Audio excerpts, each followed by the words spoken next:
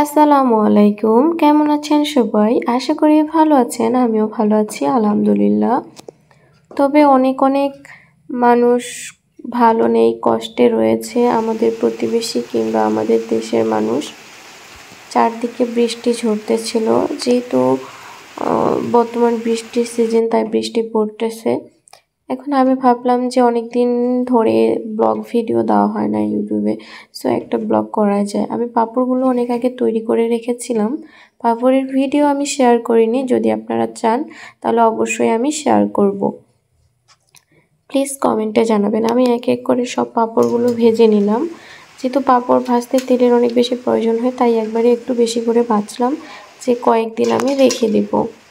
দেন এই পাঁপড়গুলো এত বেশি ফুটতেছিল তেলের মধ্যে, আর একটু দিলেই অনেকগুলো পাঁপড় হয়ে যাচ্ছে, অসম্ভব সুন্দর। যদি ভিডিওটা আপনারা পেতে চান তাহলে অবশ্যই আমাকে কমেন্ট করে জানাবেন।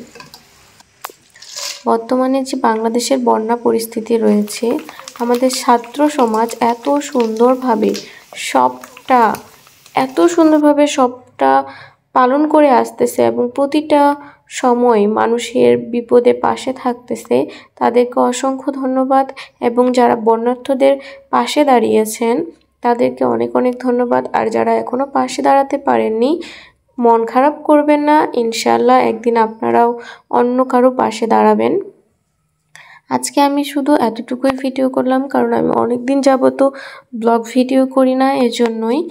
আর এগুলো হচ্ছে আমার ফুল গাছগুলো অলরেডি আমার খেয়ে শেষ করে দিয়েছে। এগুলো পোকা ধরেছে, এজন্য তেমন যত্ন নিতে পারি না। সো আশা করি আজকের ভিডিওটা আপনাদের ভালো লাগবে।